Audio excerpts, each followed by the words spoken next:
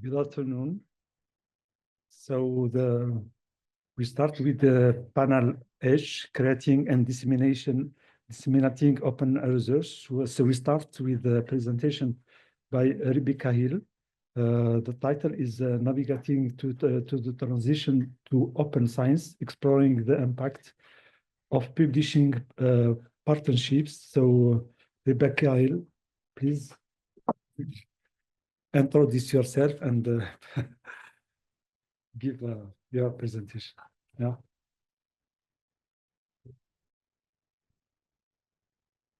Yeah. Thank you so much for the introduction.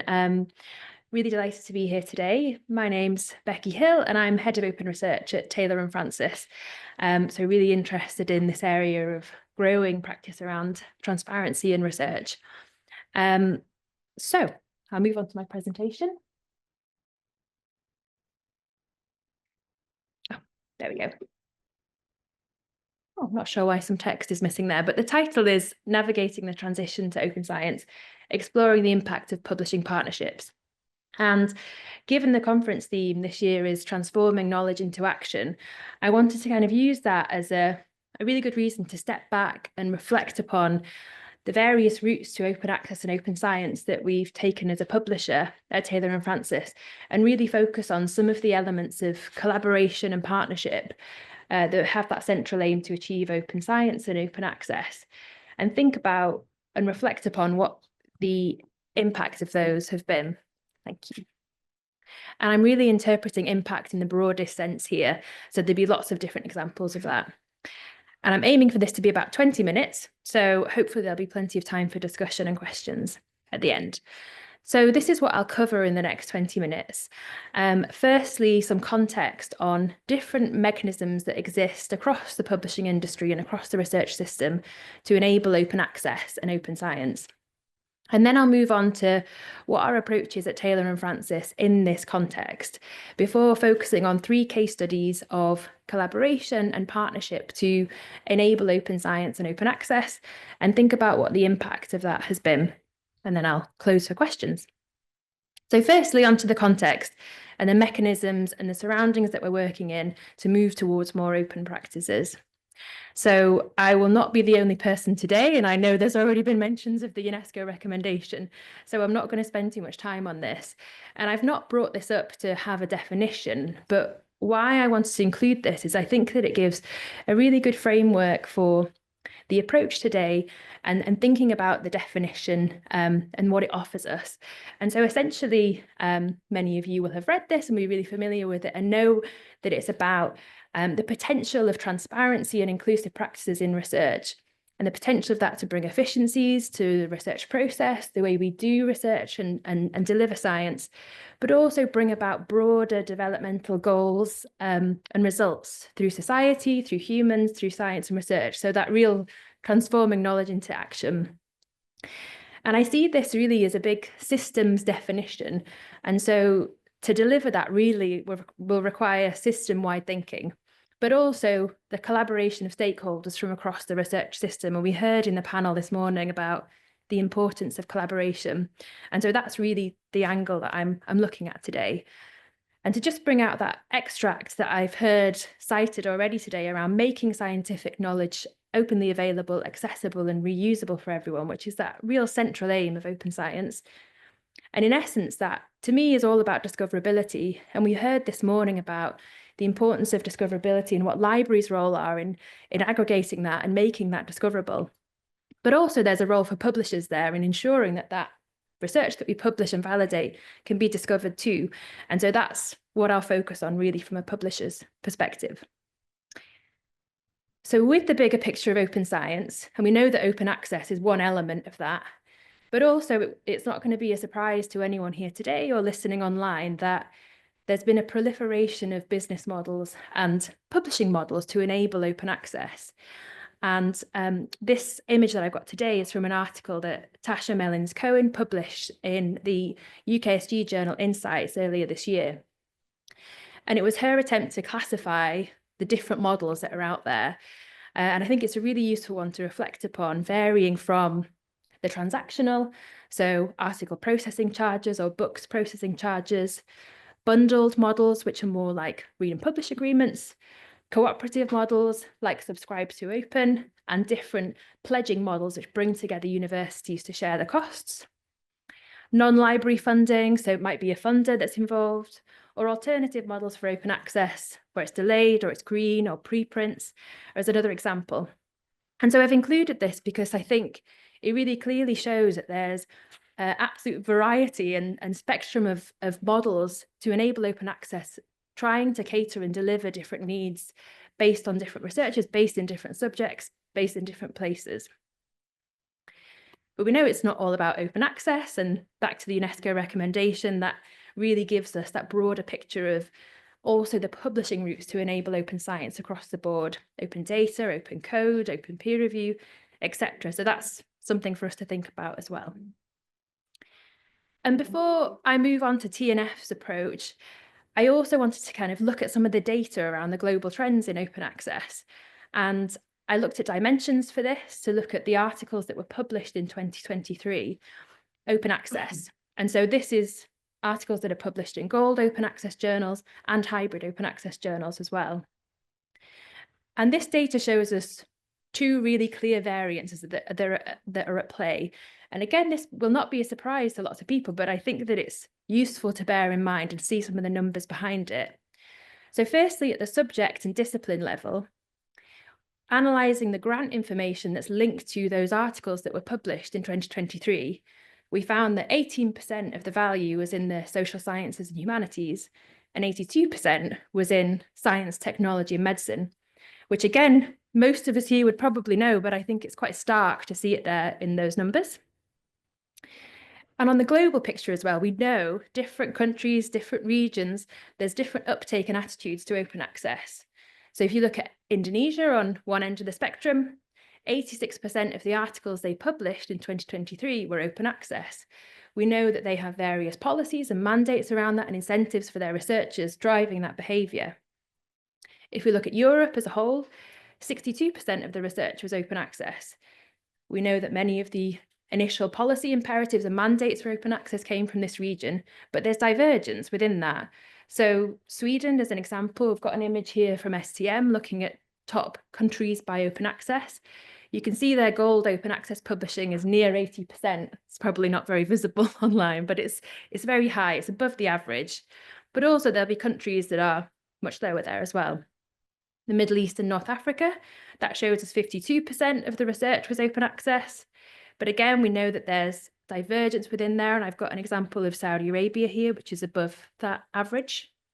And the US is on the other side of the spectrum, where 44% of research was open access. So why am I showing you all of this? But I think it's really key to inform what I'm going to go into next, which is our approach, which is that there's this real divergence and variety of uptakes when it comes to the country that research is based in and the subjects that they're working in. So I have one slide on TNF's approach before I go on to the case studies. So bearing in mind all of that context that I've spoken through before about the subject divergences, the policy imperatives that are in place, and the regional attitudes to open access and open science, given Taylor and Francis's position as a predominantly humanities and social science publisher, but not exclusively, our approach has been very much that it's going to take more than one business model and publishing model to really move the dial on open access for our portfolio. And so, like the slide I had earlier of Tasha Mellon's Cohen article, we've tried to kind of classify the various diversity of approaches into three buckets, if you like. Firstly, those aimed at transformation, those aimed at diversity, and those with more innovative practices built within them. So if we look at transformation first, that might cover things like converting journals to open access or flipping journals, setting up open access funds for journals and books, or setting up read and publish agreements. And I know that read and publish agreements have been highly criticised for not being transformative enough. And I think this is the diversity of models in action, but it's worth noting that from our portfolio, this is the area that has moved most of the scale in terms of open access.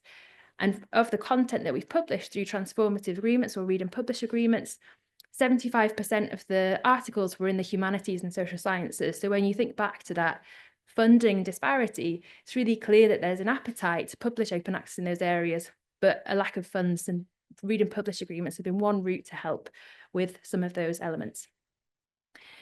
But we know that not one model is going to kind of work for everybody. And so we also take an approach with offering a diversity of routes to open access and open science as well. So that might be setting up different publishing routes like Diamond open access journals, or the F1000 platforms, which offer a much more open science offering. And I'll talk about that in a little bit. But we're also experimenting in new pilots and new ways of offering open access publication routes. So some of you might have seen Subscribe to Open was mentioned in one of our press releases. We're piloting that on a few journals recently. And we have a collaborative open access books initiative as well, called Pledge to Open.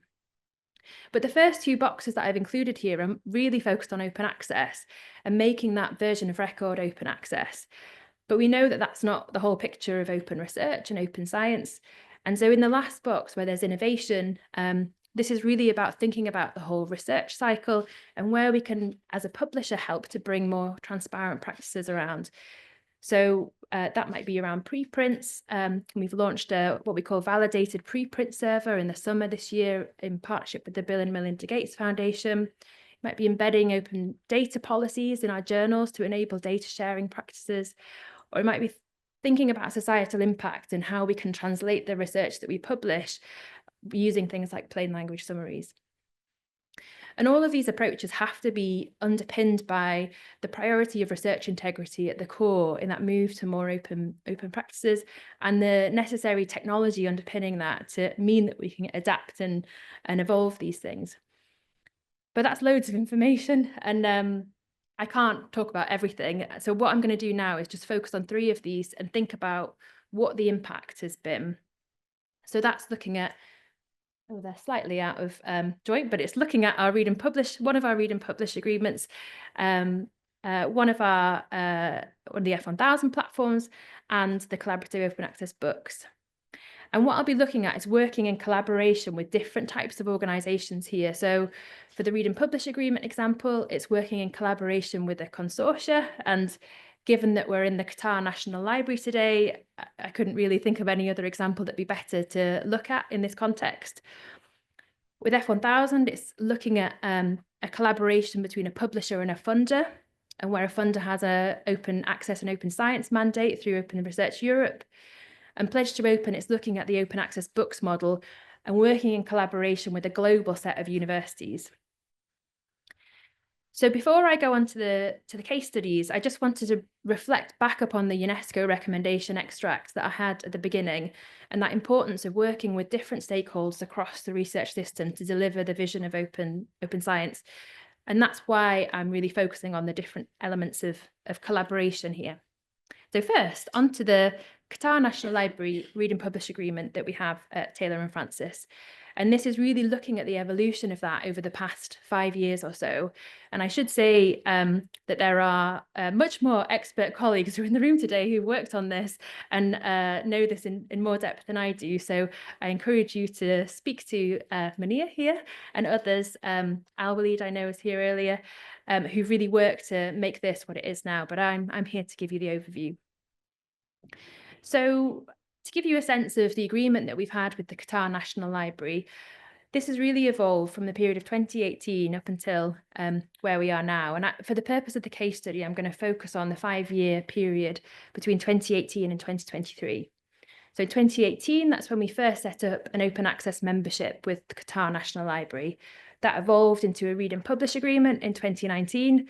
And then in more recent years, we've been able to look at including and incorporating more open research elements like F1000. And I think this may be an exclusive here, but more recently this year, the Dove Medical Press imprint and open access books as well. So really exciting to think about that holistic open access publishing route option through this agreement and collaboration. And if we look at the levels of open access through the agreement, 2017, the first year zero, if you like, before the first year of the agreement, 5% of all of the articles we published by authors linked to Qatar National Library were published open access. So it's a very low base to start with. That increased to 23% in the first year of the open access membership. And the big shift was with the setup of the Read and Publish Agreement in 2019, up to 70%. And that's evolved up to the high 80s in recent years. So we know that open access publishing has increased through this. But what has the impact of that been? So when we talk about open access, we think about discoverability in the first and foremost, and access, removing those barriers to access. So the first port of call really was to think about downloads and usage. And as you can see, the table here shows by region the percentage increase in usage and downloads we've seen between 2018 and 2023. And already you can see there's some really big percentages there. And I know some of you are probably thinking, we can't see the base numbers. It may have been tiny before and percentages can be put out of skew. But to put it in context, the number of articles that we published in 2018 compared to the number of articles in 2023, that increased by 100%. So the number of articles increased by 100%, but the downloads to that increased by nearly 5,000% in Asia Pacific, over 3,000% in Africa and South Asia, and over 2,000 in the Middle East, Latin America, and Southern Europe. So clearly there's this appetite for the access to the research, which hasn't been possible to do that before. So we can see the impact of making these things open at that download level. If we look at a subject level, some of the things we wanted to do was to pick out some of the subject areas that we've seen the highest uptake and the highest, greatest proportion of articles becoming open access as part of this agreement. So that includes, for our agreement, general medicine and dentistry, engineering, computing and technology, education, and biological and earth and environmental science, food science. So if you take the last example, we can see that in 2018, 13% of that content in that subject area published by QNL authors was open access, so in the minority.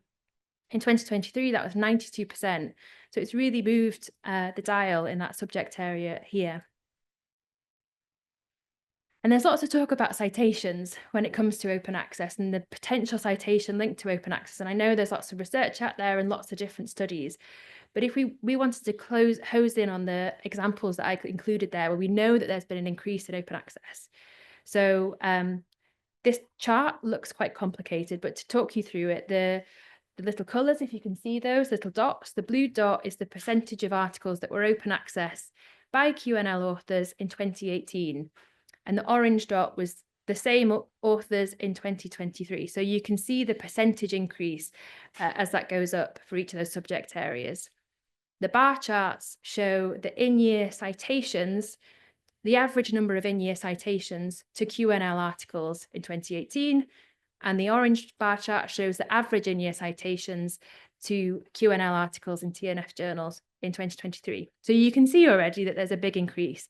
Just to talk through that stat, the reason that I'm focusing on in-year citations, so that's citations to an article in the same year it was accepted according to dimensions, we're focusing on that as a comparator because, for one, we know that citations tend to accrue over time, so we can't really compare an older article to a newer article, as it will have generally higher citations.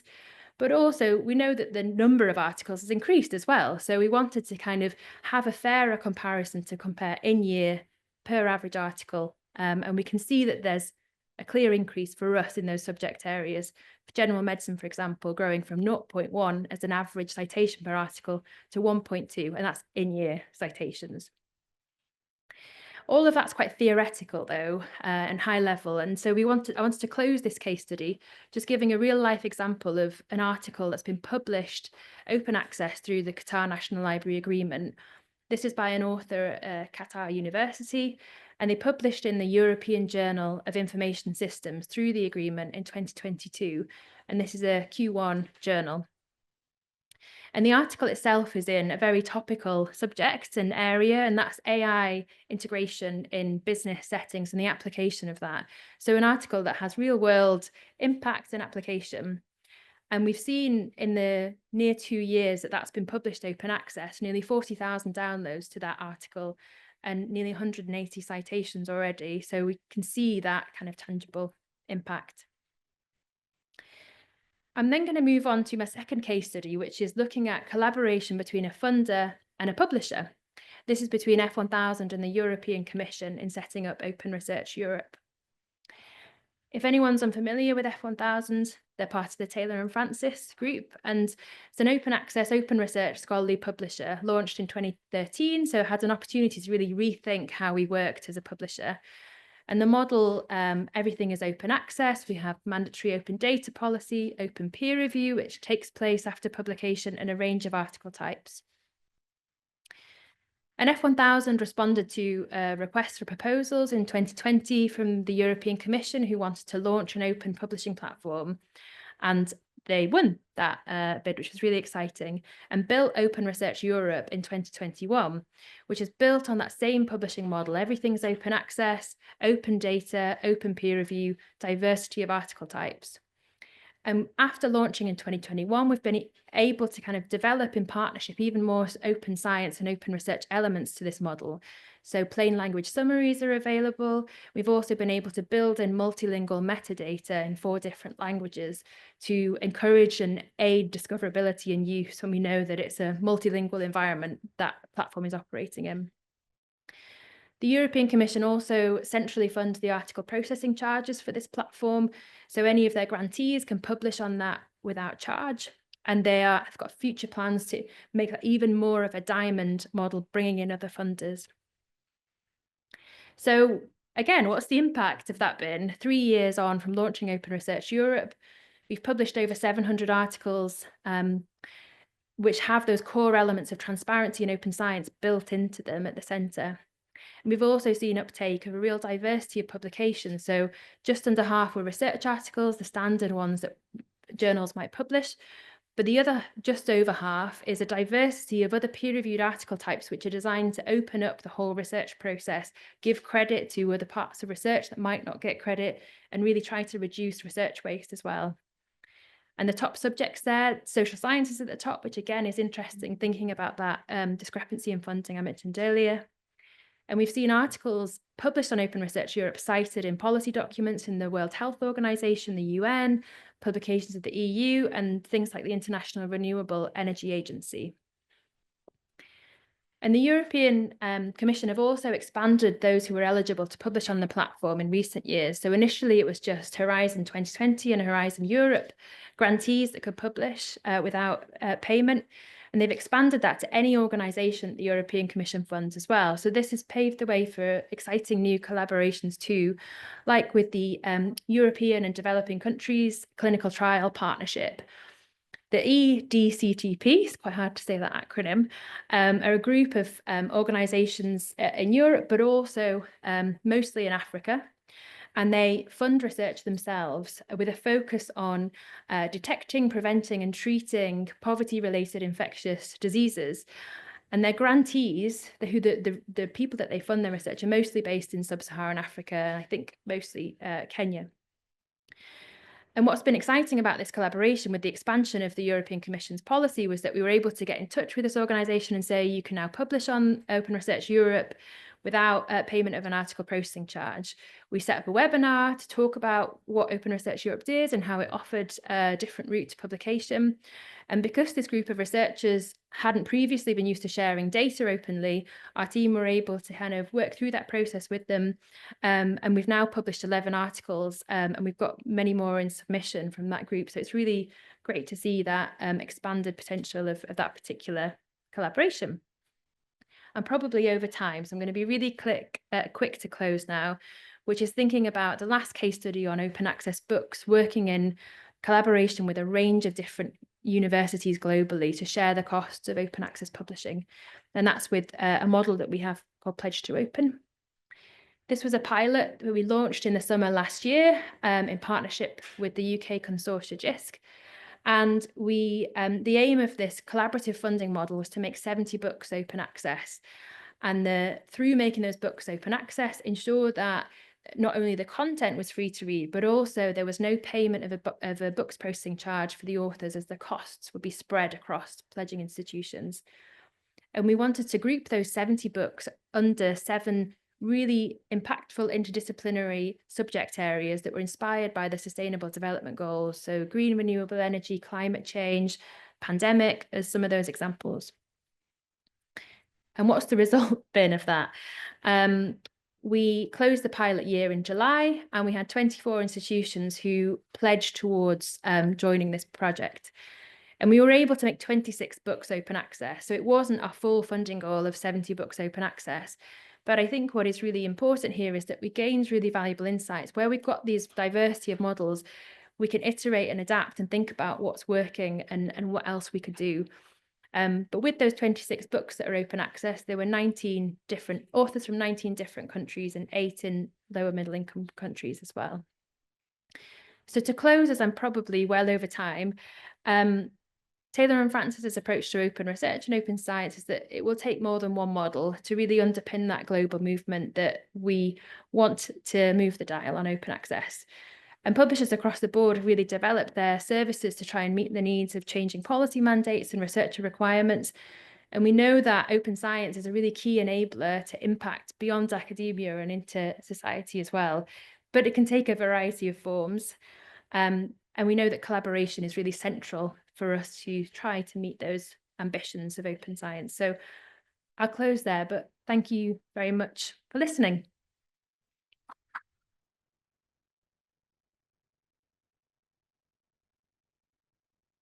Thank you very much, Rebecca Hill, for this nice presentation. So I think we put the question after. So please, the second presentation will be given by Andrew Popper from Institute of Electric and Electronic Engineer from USA. So please, Dr. Andrew, give a short view before introduce yourself and give your presentation. Thank you. Thanks very much. Thank you. So I am Andrew Popper from IEEE, which is the Institute of Electrical and Electronic Engineering. And it's a mammoth nonprofit for publisher, amongst other things, for the electrical engineering space. I'm not going to go into a lot of this. This is not intended to be an advertisement for IEEE, but we have 450,000 members over 150 countries. We have over 200 journals. More than half of them are first quartile. More than 80% of them are first or second quartile, if you care about impact factors. And we also develop codes and standards.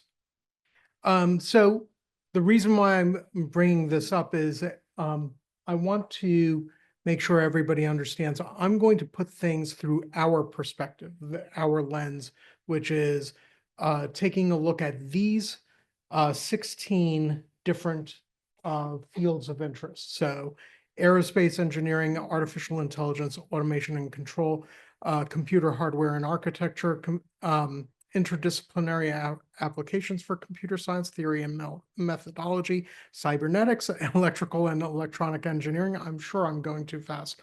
But imaging science, information systems, quantum science, remote sensing, robotics, software engineering, telecommunications, and transportation science. Now, I just rattled off that list just to say that all but 11 of our journals are in these categories with the JCR, the Journal Citation Reports, done through Web of Science. We could have used CiteScore, or we could have used a variety, but we use this one because there's an intense focus for a lot of people on impact factors. So I am not using the UNESCO version. I'm just using this version in terms of the innovation ecosystem and just trying to give you a sense of where we serve. So in open data, we have IEEE Dataport, which is, it takes in data sets and can make them open, whether they're affiliated with a specific article or not. We encourage our authors to provide their data on there, but they don't have to. It's not a requirement. CodeOcean is specifically the algorithmic code that comes, and we do the same thing. that we encourage them, but we don't require it. We allow that. We're testing with open peer review right now, and we also have over 200 journals that are either fully open access or have open access options. And we have Tech Archive, which is our preprint server, and that, of course, is before publication, before peer review. So IEEE, I don't want to pretend that we try to tell authors, you need to publish in open access. We don't do that. We basically say you need to publish in the way that your institution, your government, your mandate requires. And so we want to provide you with the options in order to do that. Preprints are universally open, of course. And so we do that entirely as open.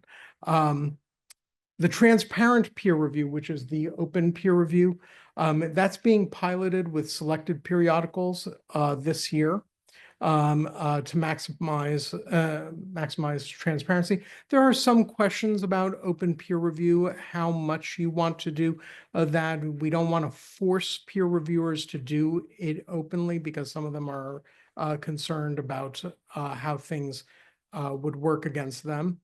So we're trying to make it as transparent as possible and test it at this point. And we already talked about this in terms of the open access route. For those who don't know Delta Think, they provided some data earlier this year showing that the open access proportion across all disciplines and all publishers went down just slightly, just as a proportion. The articles grew by 2.1%. The issue was that the standard articles, or the articles behind a paywall, grew at a faster rate. Delta Think projects 10% growth rate in open access articles through 2025. That's one more year.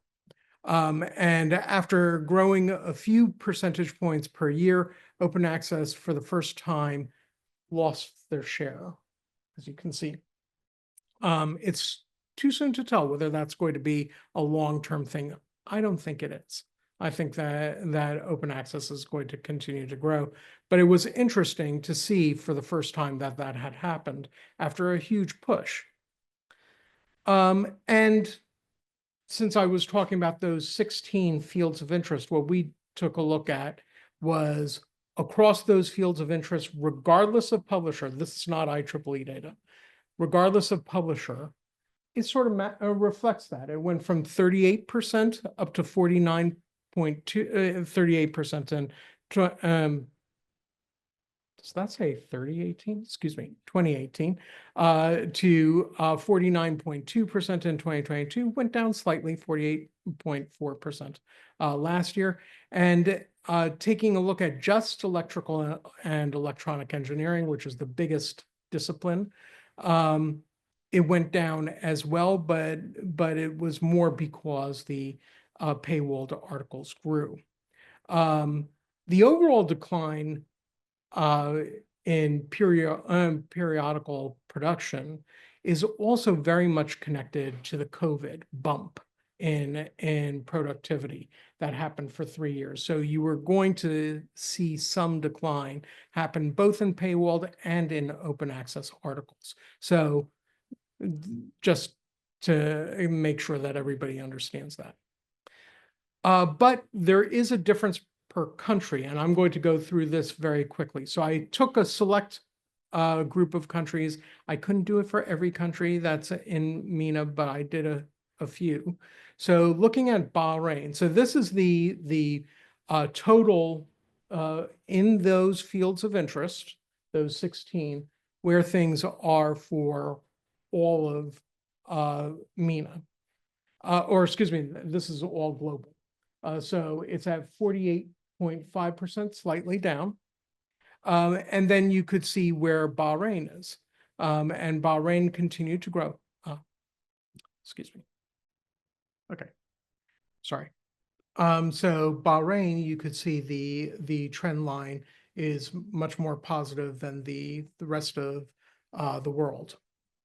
Then taking a look at Egypt, again, it's been a very strong performance in regards to open access proportion in these 16 fields of interest over the last 4 years, up to 61.9%. Iran, it's a lower proportion, but there's significantly less funding. So it's at 32.6%. Jordan at 52%, slightly down. Kuwait slightly down at 54.8%, but still higher than the global average. Qatar is really excellent with 84.5%. And Saudi Arabia at 64.6%. And Turkey is at 39.8%. I think, oh, sorry, UAE is at 70.4%.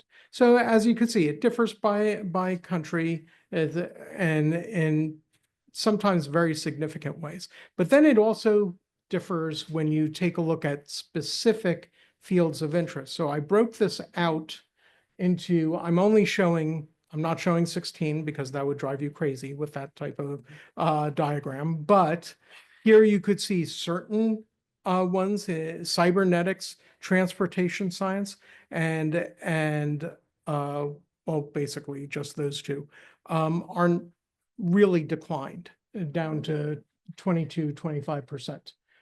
But then you could see information systems at 84.7%. This is specifically for Egypt. 77.9% for telecommunications, 59.5% for electrical and electronic engineering. For Saudi Arabia, again, you could see very strong performance in information systems and telecommunications, and strong performance for imaging science, but less so in optics, just as an example. Turkey, again, you could see a trend, information systems and telecommunications doing very well, instruments and instrumentation quite well. But others are significantly down. Of course, they all average to the 39.8%. This is, again, across all publishers.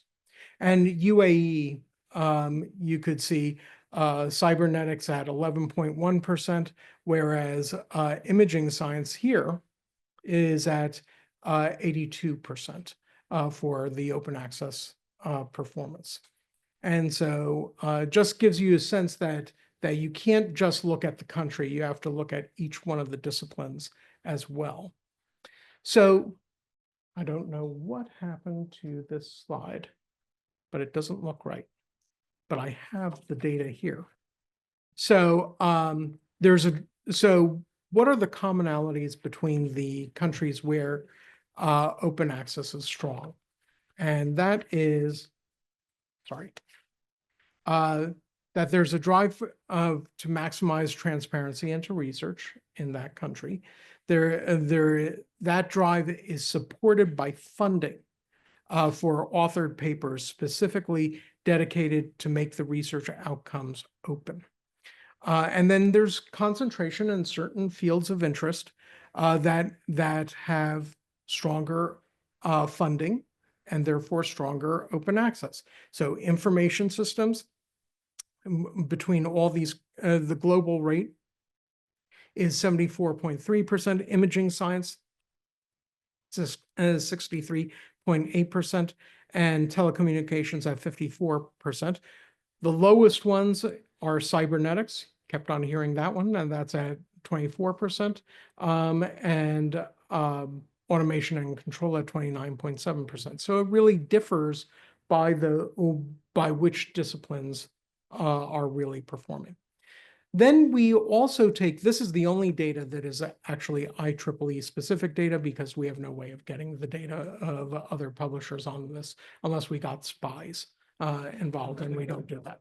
So we basically did a blind survey, and out of 95,000 authors of recent articles, we did the survey of a pool of 9,000 of them, and we asked them, why did they choose the specific journal that they chose?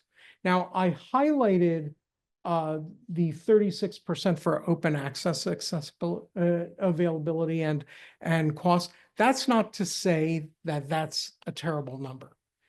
That number is because this survey went out to both open access authors and non-open access authors. And you'd expect the non-open access authors to not really care about whether there's an open access availability. It's actually a higher number than I would have expected.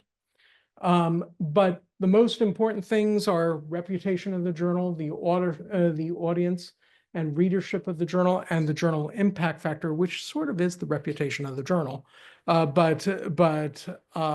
time to publication, which is particularly important in an open access world. Then we asked only of authors of open access authors, what's your leading motivation for publishing it as open access? And the number one at 53% was for purposes of open science. My institution requires it was at 15%. My grant funder requires it was at 14%. My co-author requires it was at 3%. So what this boils down to is mandates actually don't do much of the driving for this.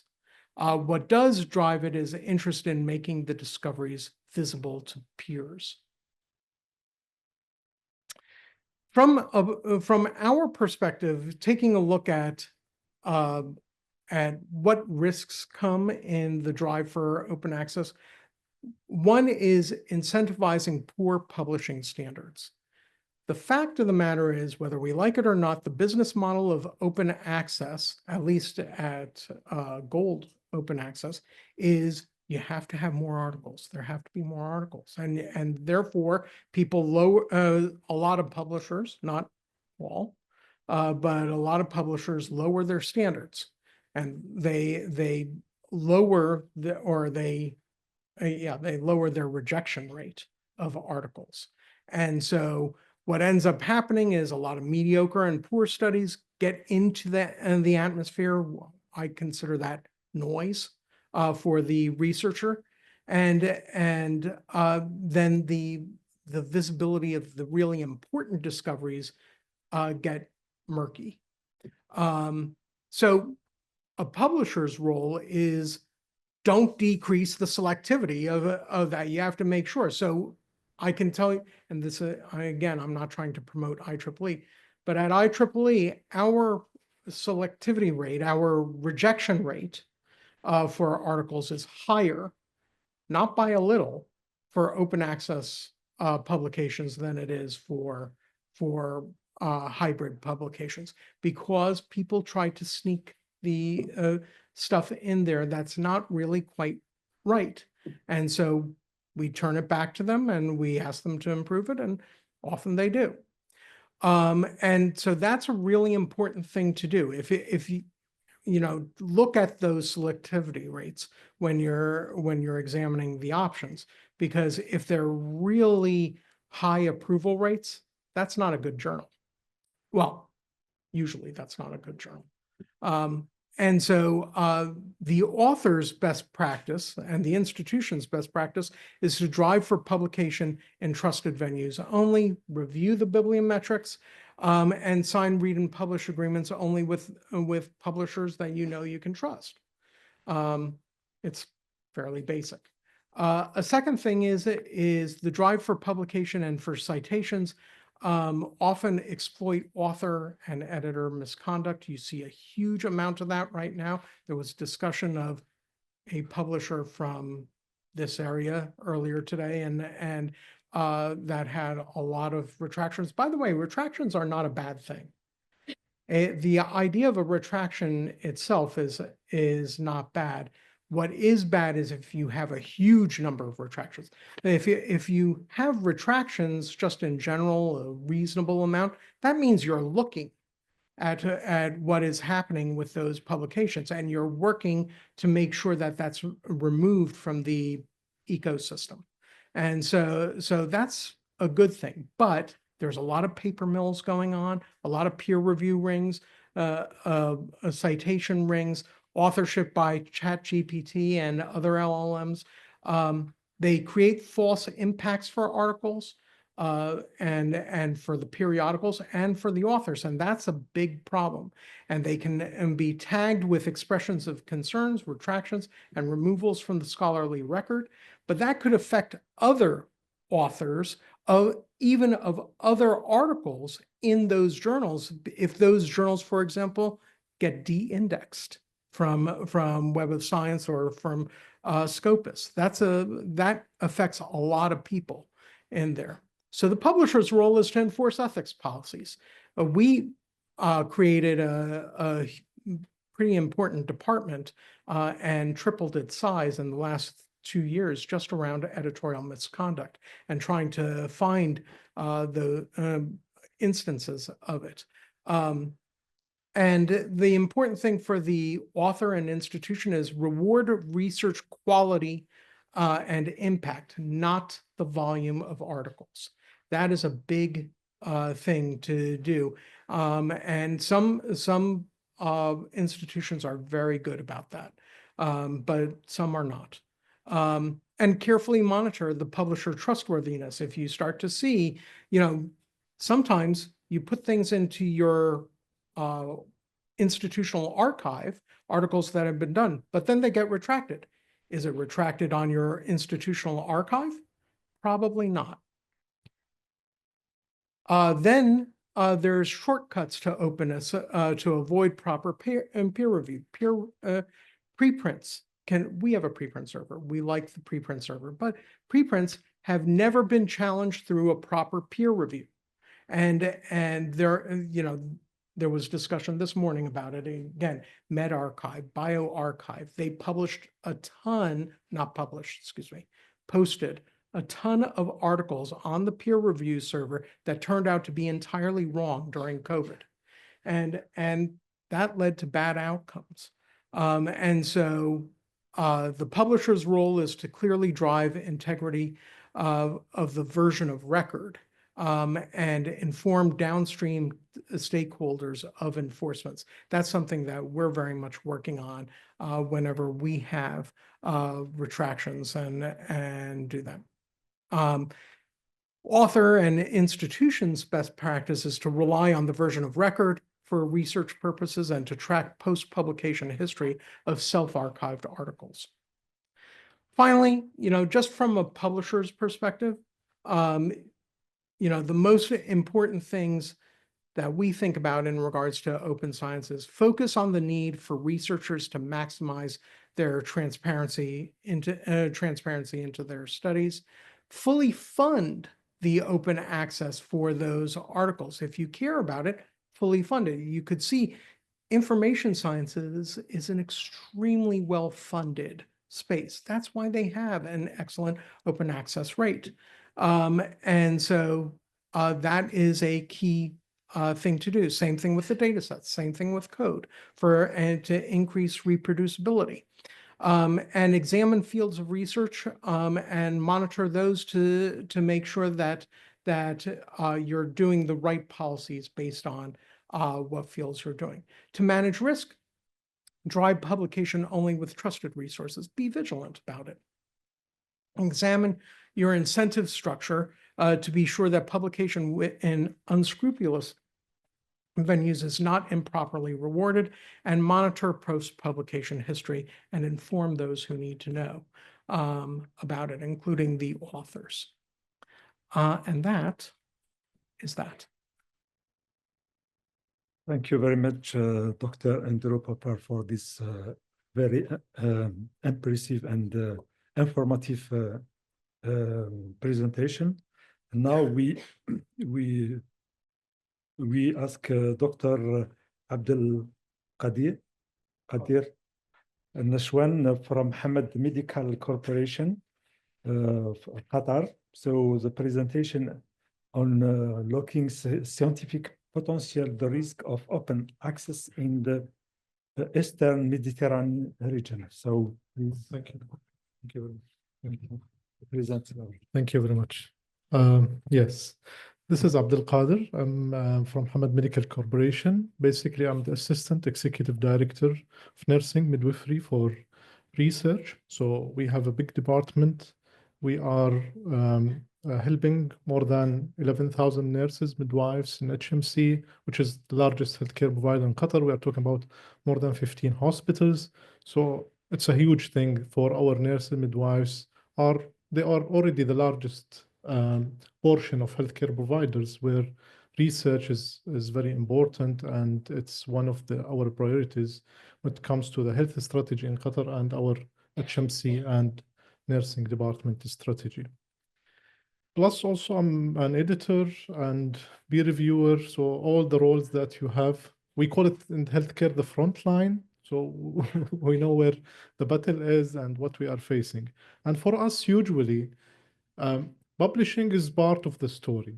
We have more battles than before going into publishing. We start with the ideas, the securing the fund to conduct the study itself, then all the obstacles related to the review and IRB, all of these things, then we end up with publishing. And for this particular part of the world, I'm talking about the region, the Eastern Mediterranean region, and people sometimes they mix between Middle East and Eastern Mediterranean region.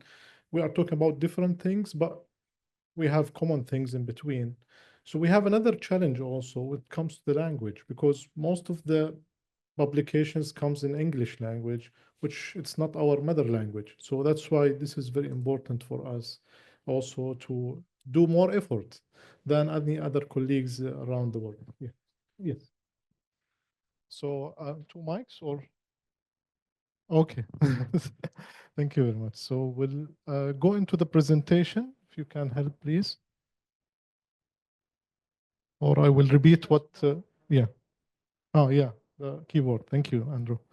So we had very nice discussions also for the morning session, the keynote speech by Dr. Hilal, my colleagues from CIDRA, Dr. Khalid, Qatar University, Dr. Ayman. They hit the points, very important points when it comes to the challenges that we are facing. So I'm going to demonstrate some of the experiences that we have in the Eastern Mediterranean region. So I'll just give a bit of introduction about EMR, the importance of open access to us, and we will highlight the experience of different countries. I have just tried to highlight some of the countries that we have. We have Qatar, Egypt, Tunisia, Saudi Arabia, United Arab Emirates, Oman, Iran, Lebanon, and Jordan. So when it comes to EMR, or Eastern Mediterranean region, we're talking about 22 countries, and you can see that they come between Asia and Africa, so it's diversity when it comes to genetics, when it comes to ethnicities, when it comes to even language. We have different dialects, we have different languages even. Some people think Middle East is one country and all the issues, and often you see it in the news when you have conflicts, and this is another issue that also we will highlight, considering the political instability that we have in the region, plus the economical perspective when it comes to many of the countries that we have are low and middle income countries. So we're talking about over than 580 million as population. Arabic language usually is spoken by many of the countries, but still other languages are there. So this is another issue that we want to highlight. Why open access matters? I think all the discussions today about this, so I'm not going to repeat the importance of open access. Why do we need it? But one of the important things I would like to highlight is to address the gap between high income and low income countries. And pandemics, especially COVID, after that monkeypox started discussions, even Zika virus and all the viruses that we face. If we don't solve it in the countries that comes to you, in the high income countries eventually. So we have to tackle these things as a global under what they call it the One Health approach. So it's not about the human even, not anymore just centralized human-centered research. We are talking about animals, plants, environment. So this is very important to be tackled at once, not piece by piece. So my presentation will focus mostly on healthcare. This is the things that I can talk about.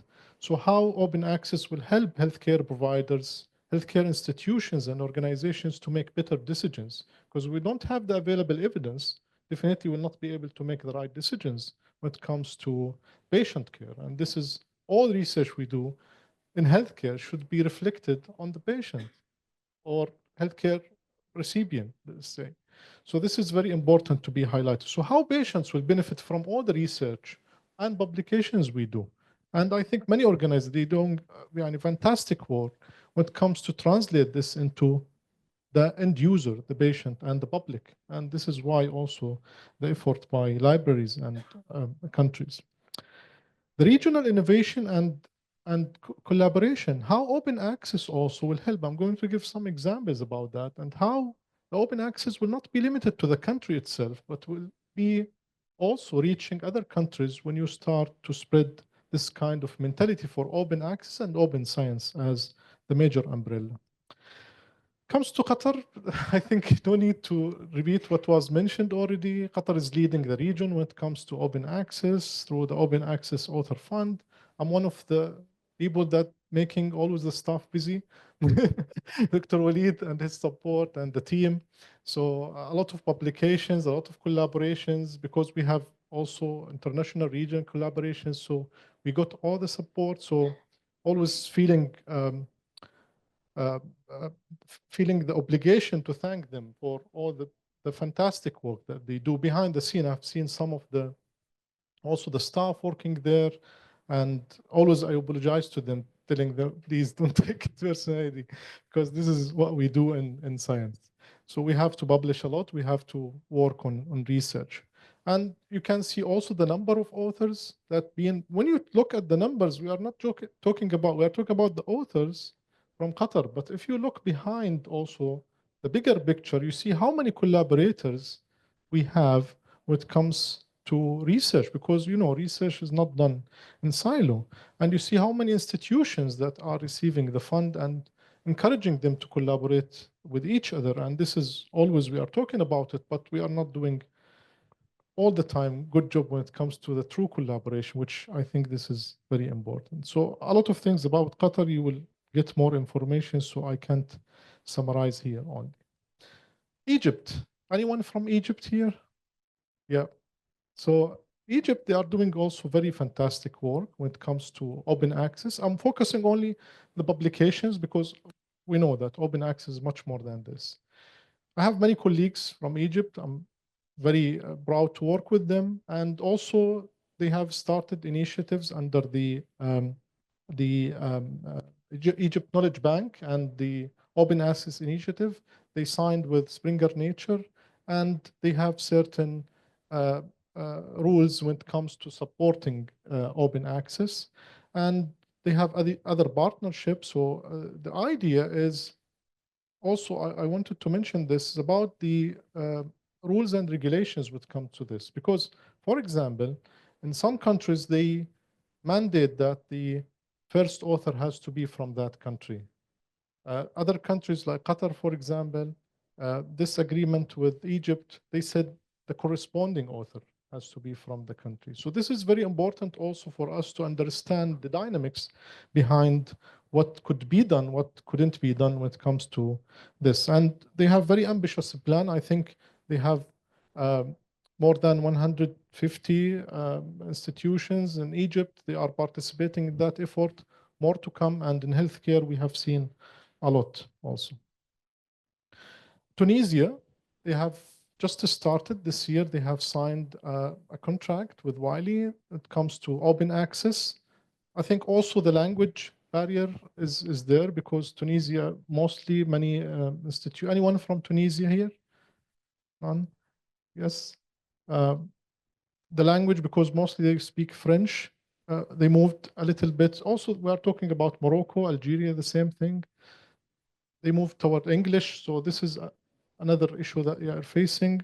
So this is very important step for Tunisia to continue on this and to support the institutions. And also one more thing also very important is coordinating the effort, because many countries, they started this kind of agreements at the university level or the institution level, which is mostly not enough, has to be at the governmental level so it can support as much as, and to tailor that fund also, because yes, you think about equity, you want to support everyone, but when it comes to link it with the national priorities. In Qatar, for example, we have national research priorities.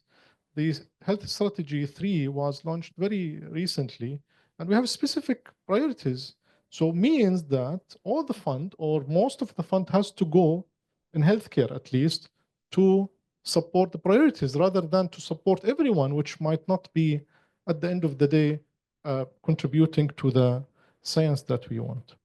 Saudi Arabia, they have very ambitious plan. However, still, the Saudi digital library, they are starting to have some agreements, but still not as the country level. So I think this is anyone from Saudi here.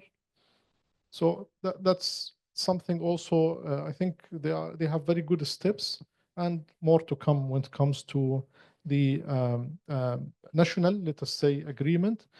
Some universities, King Abdulaziz University, other universities, they have very ambitious plans and more to come. I think in Saudi is booming and the economy is very important step for them.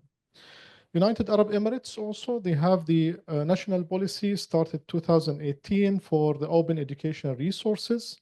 And this is the major umbrella, and open science or open access under this. Many universities are participating to this, and I think more to come when it comes to open access and open science. Oman, I visited them recently, and Sultan Qaboos University is the leading. Anyone from Oman? Yeah, so I think they are doing very fantastic work to support, but still also, again, we are not talking about the national initiative. It is led by the university, and I think more to come and more institutions to join. So that will be great when we have the questions to also to add comments from the countries that where this will be very helpful and will give more image about what's going on. Iran, also they have very ambitious plan. Open access is growing. However, I wanted to highlight one thing regarding the sanctions.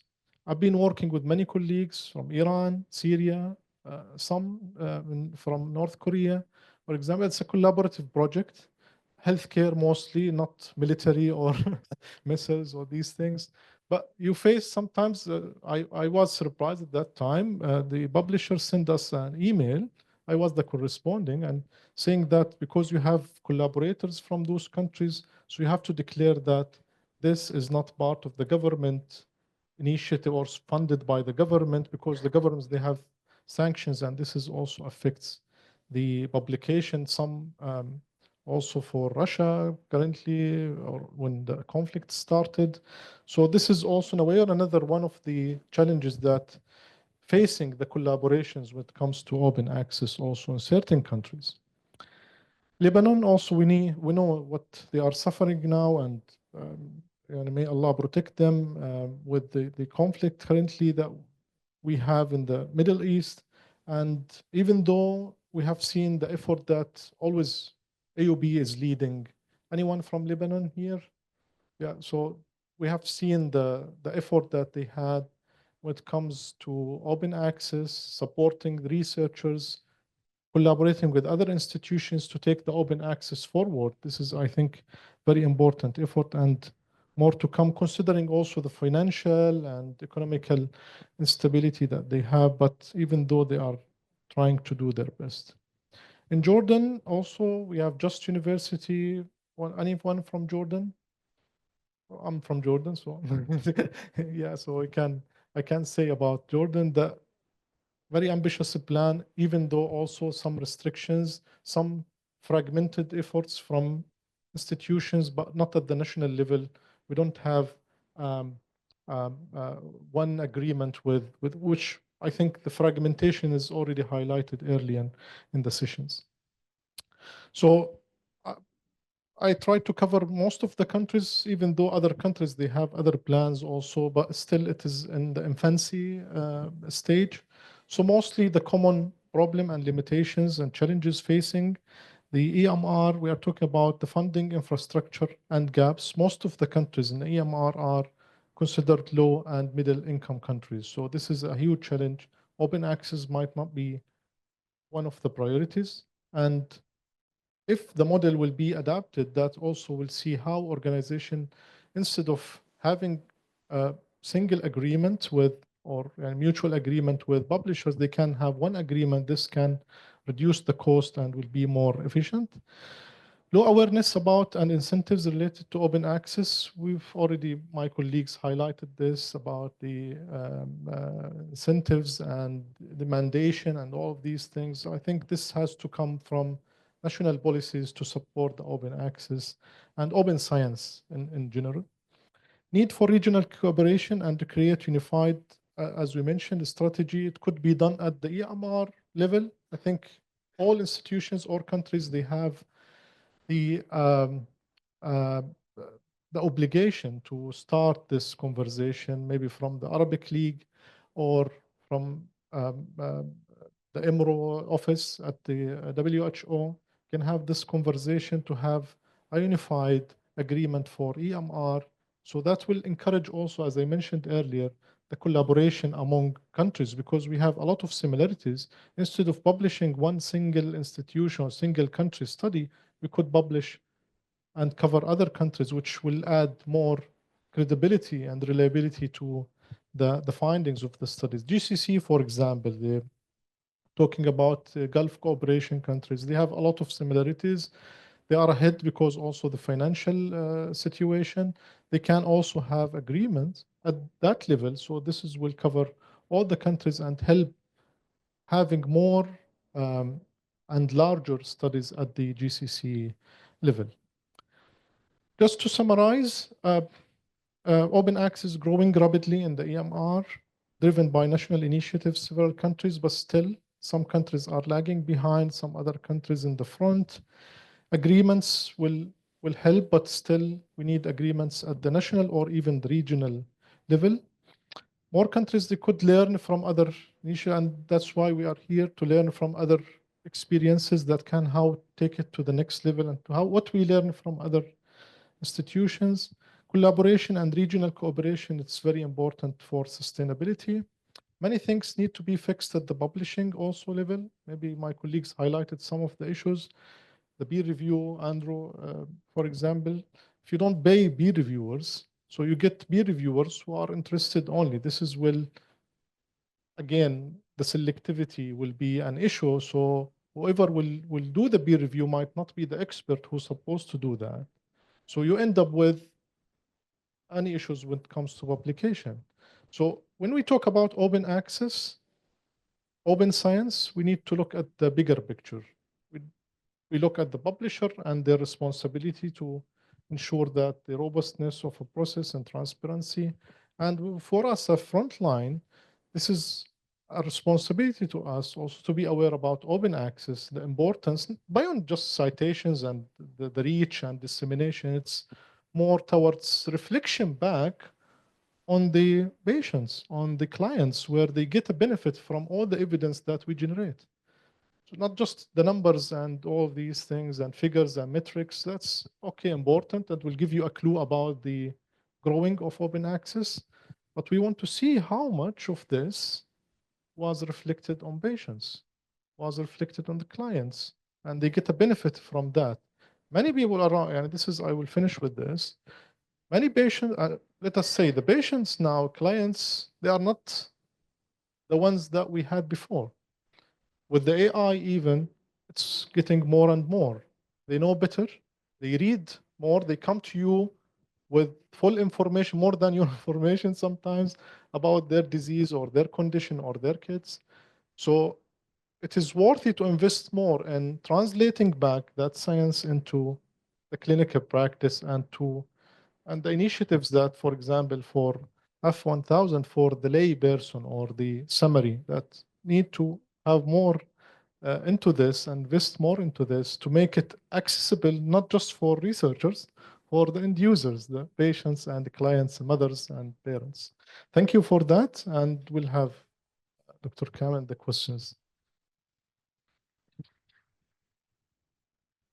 So thank you very much, Dr. Abdelkadir, for this nice presentation. Please, I invite Rebecca Hill and also Andrew to take place for a question, please. Hello, very, very informative. Thank you very much for all the information. I'm from Carnegie Mellon University here in Qatar, and actually my question will be for Andrew. We have really strong computer sciences department, and now you probably heard about Manara here in QNL. That is kind of repository for the whole country. And since we have a lot of researchers working, we really would like to submit some of the works to Manara because faculty are really stretched. They don't have time to put something themselves. So as a library, as an institution, would like to put it. But then I found that a lot of computer science professionals and researchers, they publish at IEEE conference proceedings, which is a closed publication. And now I'm dealing that really interesting research is closed. So I just wanted to know about what's the future for the conference proceedings and what are the things, even though I know now there are probably opportunities for them to put it in green open access, but can you just explain a little bit more how this research can be more public? Is this, sorry about that. So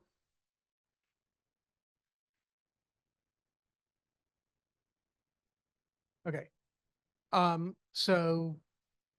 We do have over 2,000 conferences every year.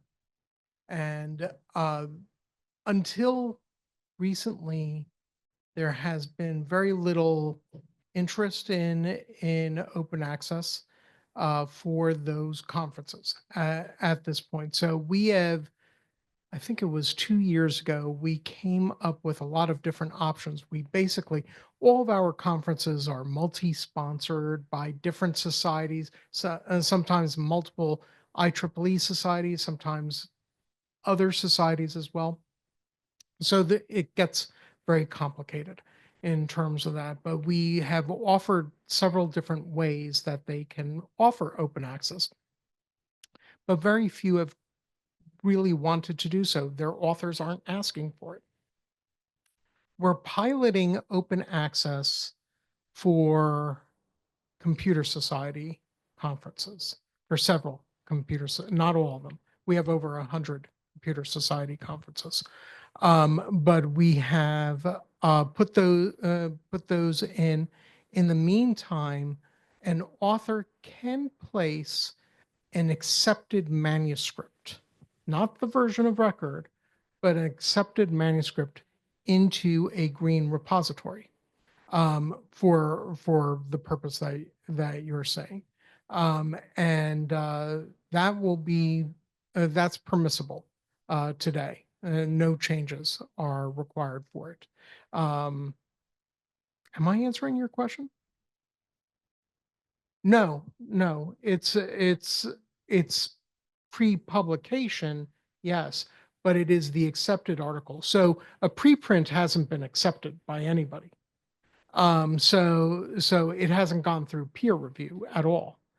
An accepted article has gone through peer review, but it hasn't gone through final editorial. So you can do that. And I'm happy to talk to you offline about it.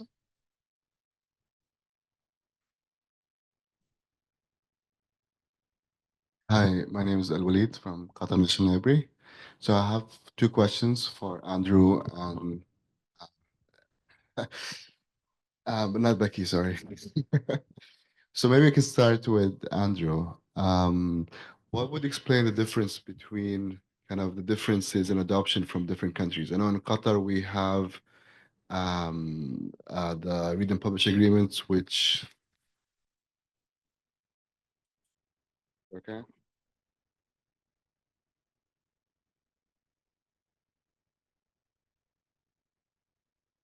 Okay, maybe it's working better right now.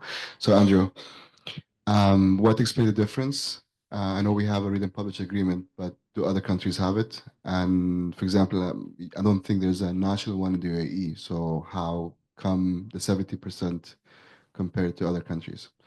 And then maybe Dr. Al-Qadir, I'll ask you after that. If you had one wish for QNL to do with HMC, what would it be? As a genie.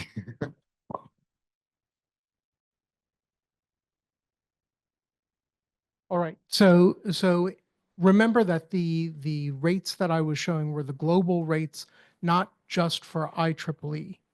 So if IEEE has a read and publish in a particular region, then that might affect it.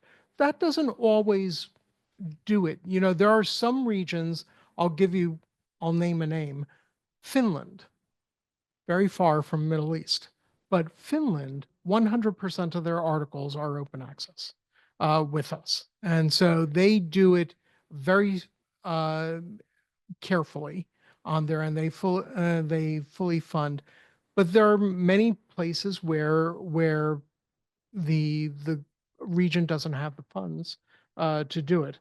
I can't speak to a particular region, even though I just did, but I probably shouldn't. And so, but that is the main reason. But just keep in mind that those numbers, I could give you the IEEE numbers, but those numbers were global numbers because I didn't want to make it about IEEE.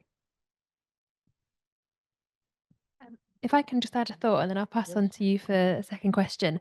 I think it's really interesting to see the divergence at a country and national level. And I think I agree completely with Andrew in his presentation where he was talking about what policies are in place and what funding is available.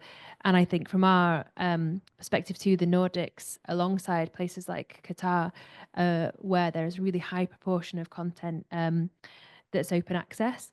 But I think there's also the question of incentives at play. And in my example, I used Indonesia as an example.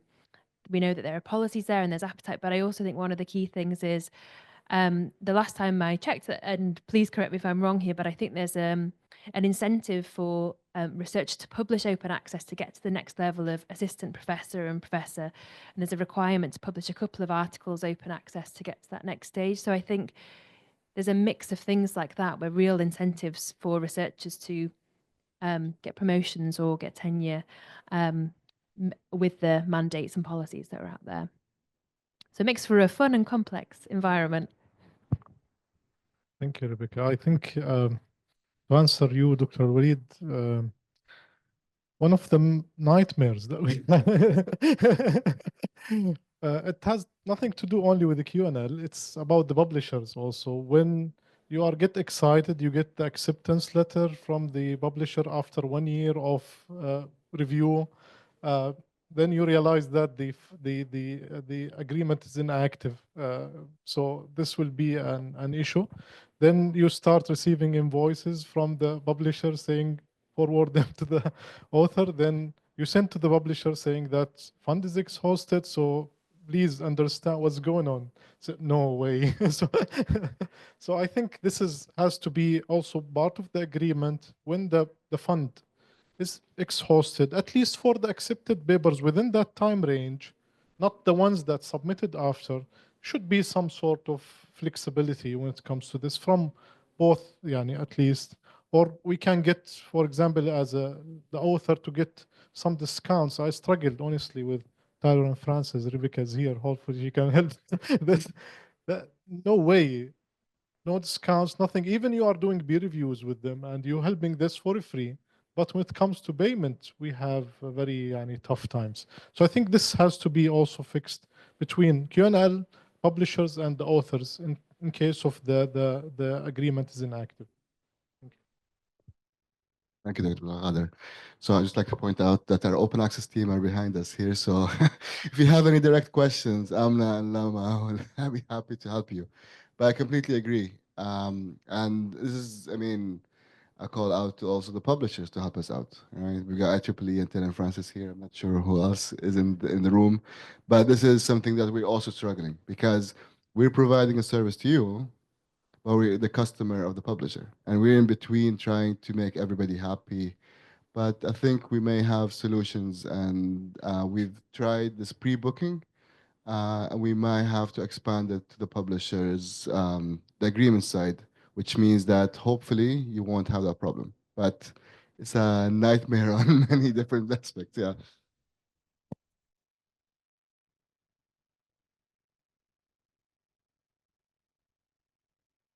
Oh, I think you can hear me now.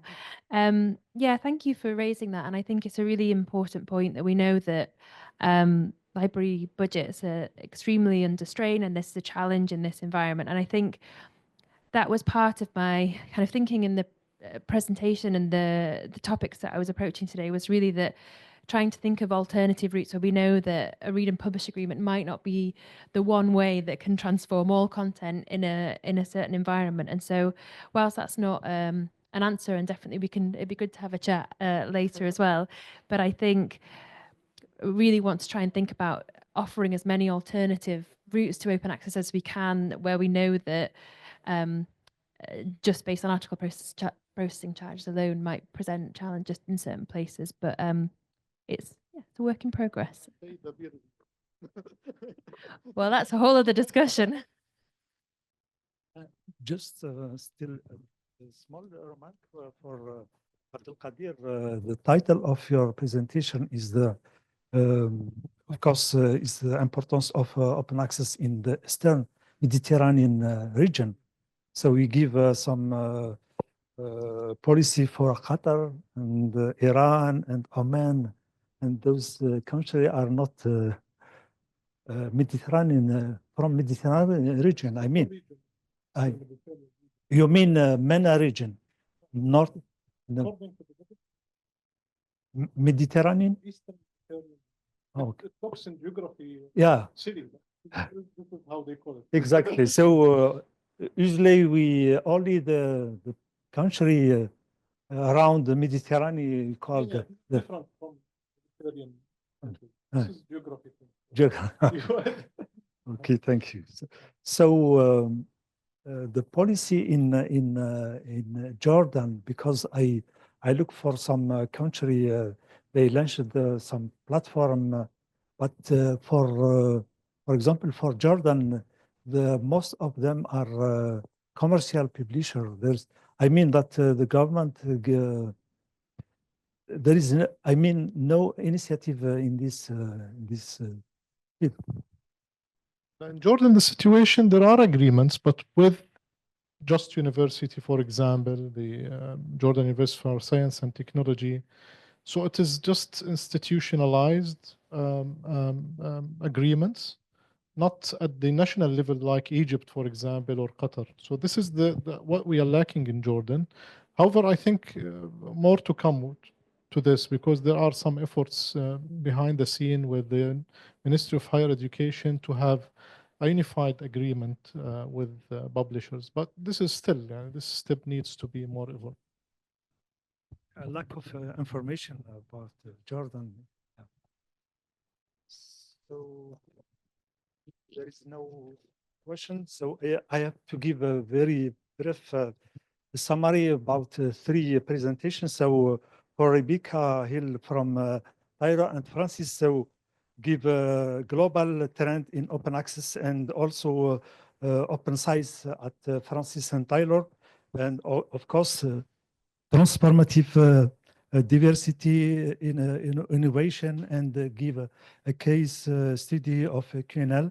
It's very interesting to see the statistic about read and the publication, also statistic about subject and citation. Is very informative and very interesting.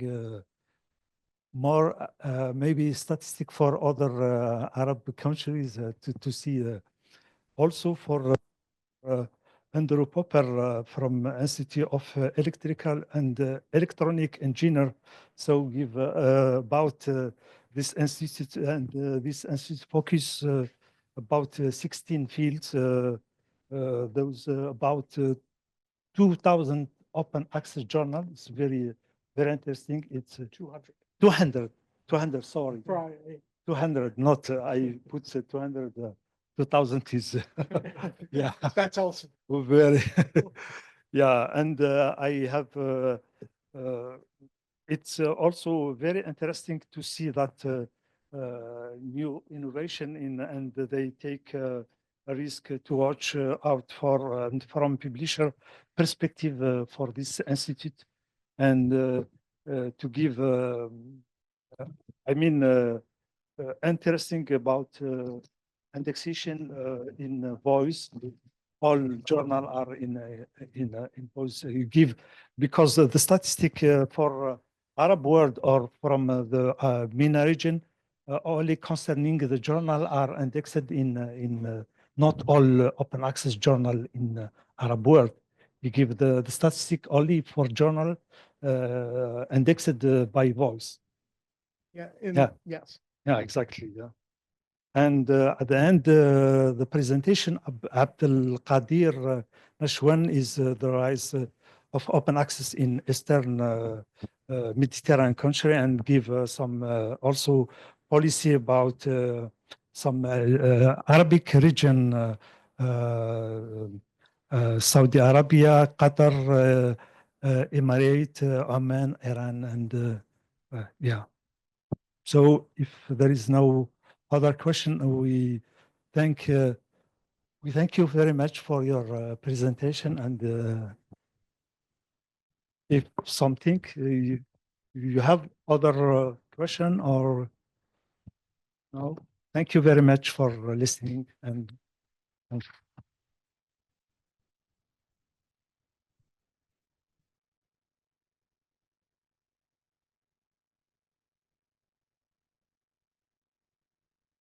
Thank you, everyone. Thank you, Dr. Camel. Anything you need to mark? Okay, so ladies and gentlemen, it's our time now for our break. We will be having a break until 4, and then we will be having 2 parallel sessions running, one here and one in the special events area. Feel free to get some snacks from the outside, and please get back to the sessions by 4. And just a gentle reminder that right after the next session plays, we have to hurry a little bit because the buses will be moving. So thank you so much.